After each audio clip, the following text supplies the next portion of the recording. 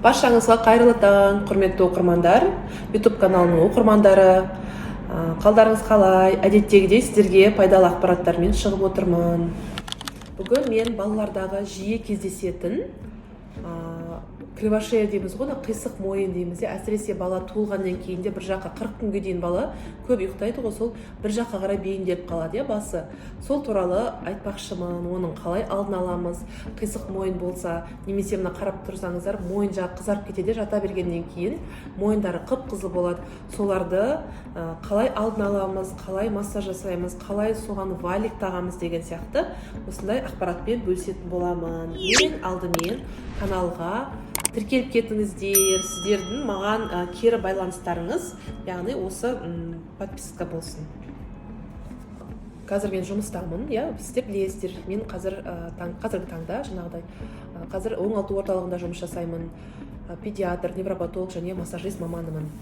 Бұл мамандықтың үшеуінің бірге алып жүргенім, ол барлығы бір-бірімен байланысты. Өйткені сізге келген пациент, кішкентай балақай, ол сіз педиатриялық жағынан да қарайсыз, неврологиялық жағынан да қарайсыз, әрі бұлшықеттің тонусын қарайсыз, бұлшықеттің жаңағы қаттылығын, гипертонус, гипотонус, кривошея деген сияқты. Яғни сіз педиатр ретінде уже баланы бірден яғни диагноз қойып диагностика жасай аламыз. Сондықтан толыққанды баланы біз қарап емдей аламыз. Қандай витамин жетіспейді немесе қандай дәрежеде қазір мойынның қисаюы деген сияқты. Каналға тіркеліп кеттіңіздер. Енді мен бастаймын.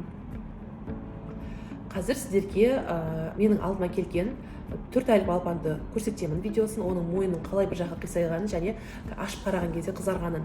Көп ата-аналар байқамай қалады. Бала кәдімгі ұйықтай береді, тыныш болады, бірақ массажға келген кезде, ішпен жатқызған кезде бала басын көтере алмайды, немесе бір жаққа қисайып тұрады. Осыны ашып қараған кезде мойнының қып-қызыл болып кеткенін қазір байқайсыздар.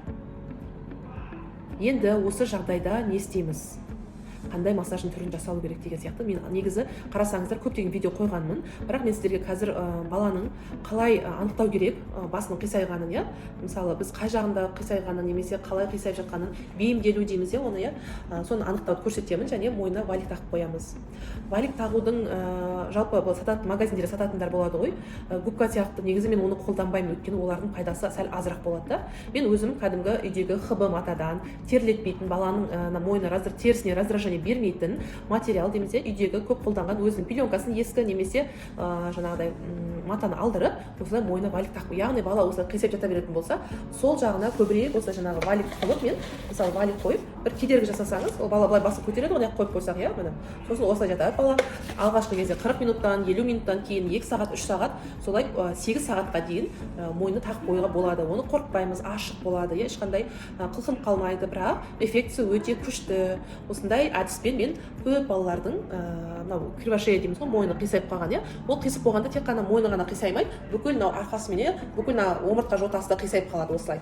Ол қисайып жүріп қазір емдемесек, онда ол не істейді? Жүре басының формасы қисаяды, омыртқа жотасы қисаяды. Одан кейін балада миға біздің тікелей біздің мойында ірі қан тамырлар, миға өтетін қан тамырлар бар. Солардың бәрі қисайғаннан кейін мысалы қан тамырлар қысылады, миға оттегінің баруы азаяды. Содан кейін балада бас ауру, жаңағыдай жылау, раздражение дейміз, бала жаңағыдай тітіркену, кейін өсе келе ол не істейді? Балада сабақты қабылдамау деген зейіні тұрақсыз болуы мүмкін. Яғни проблемалардың барлығы осы кішкентай кезде емдемеген кривошеядан басталады.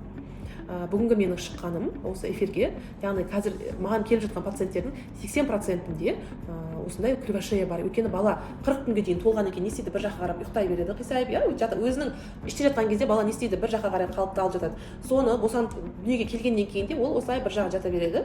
Біз 1,5 айға дейін, яғни 40-ына дейін бізде мүмкіндік бар баланың оңға, солға жатқызып қоюға, ал уже 2 айдан бастап бала не істейді? Сіздің осылай қойған бағытыңызға ол көнбейді, өзінің қалпын жатып қайтадан қоясыз, қайтадан өзінің басын тартып алады. Сол сияқты баланы неғұрлым ертерек қимылдап мойны қисайғанын байқасаңыздар, бір жаққа жата береді, бір жақпен немесе бір жақпен емізе береді аналар, бір төсімен, екінші төсімен емізбейді, бір жақ өзіне ыңғайлы болғаннан кейін бір төсімен емізе бергеннен кейін баланың басы солай бейімделіп қалады. Пайдалы ақпаратты айттым деп ойлаймын, яғни ертерек қисық мойынның алдын алу үшін баланы оңға солға ұйықтату. Өткен жаңа туған бала бізде 18-20 сағат ұйықтайды. Сол 18-20 сағат ұйықтаған кезде баланы оңға солға екі жағына қалыптасып ұйықтатқызу. Екіншіден ішпен көбірек жатқызу, астына осылай валик қоясыздар да басын көтересіздер. Одан кейінгі әдіс бұл баланың жаңағыда мойнының қисайған мойын бір жағына қарап уқалайсыздар. Иә, мысалы қай жағымыз арқасы бір жаққа қисайған балада ертең дисплазия да болады. Өйткені қараңыздар, иә, бала былай қисайып тұр ма, уже мына жақтың жамбасының бәрі тартылып тұрғаннан кейін, иә, мысалы тартылып тұр, иә, мына жақта бізде уже кривошея бар дейміз. Осы бір жақ тартылып тұрғаннан кейін, бүкіл омыртқа жотасымен тартылғаннан кейін, мына жамбастың бұлшық еттері бізде тартылып тұрады да, уже сол жерге қан айналым, кальцийіміз ішіп жатқан дұрыс бармағандықтан бала уже сол бір жақты дисплазия болуы мүмкін. Өйткені ол уже көп дәлелденген. Кривошеясы бар балалар, немесе бейімделу дейміз ғой, бір жаққа бейімделген балаларда уже омыртқа жотасынан бөлек уже дисплазияның да 6 айда анықталып жатқанын өте көп кездестіремін. Сондықтан дисплазияны біз қашан анықтаймыз? Яғни 5,5-6 айда біз рентген түсіреміз, иә. Соған дейін мынау 2 ай, 3 ай, 4 айда уже мынау қисық мойынды көрдіңіздер ме? Тез-тез емдеп тастау керек. Екі жаққа мойнын созып деген сияқты, мына жаққа созасыз, мына жаққа созасыз.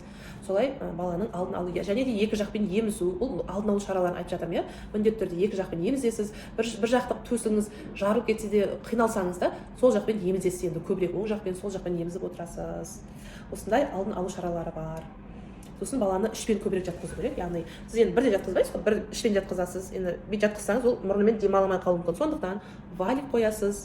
Валик немесе астына, қолтығының астына полотенце қойып, жұмсақ өзінің пеленкасын қоясыз да, баланы жатқызып қоясыз. Басын оңға, солға бұрып деген сияқты. Көру спектрі де көбейеді баланың оңға, солға. А сіз төбеге жатқызып қойсаңыз, тек қана аспанды қарап жатуы мүмкін. Бала тек қана бір потолокты қызық емес болады балаға, иә. Сондықтан да баланы ішпен жатқызамыз. 5 минуттан, 2 минуттан бастайсыз, 5 минут, жайлап 6-7 минутқа осылай ішпен жатқызып көбейтеміз. Ата-аналар кейде бала көп жатпайды, ішімен жылайды деп жатады. Ол бала өзіне ыңғайлысын алып алады, иә. Сондықтан балаға кішкене үйретеміз. 1 минуттан, 2 минуттан, 3 минуттан 1 минут жатқызасыз, ішпен қайтып оңға жатқызасыз арқасымен. Қайттан 2 минут жатқызасыз, келесі күні деген сияқты. Осылай минуттарын көбейте береміз. Ал кривошея туралы біраз ақпаратты айттым деп ойлаймын.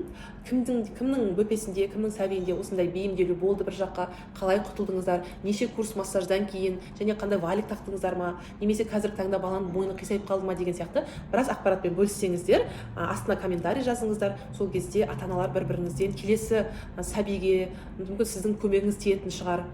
Осылай алдын алу шараларын бірге баланың атсалысайық, бір-бірімізге айтайық деген сияқты. Ал сау саламатта болыңыздар. Пайдалы ақпарат болғанына қуаныштымын.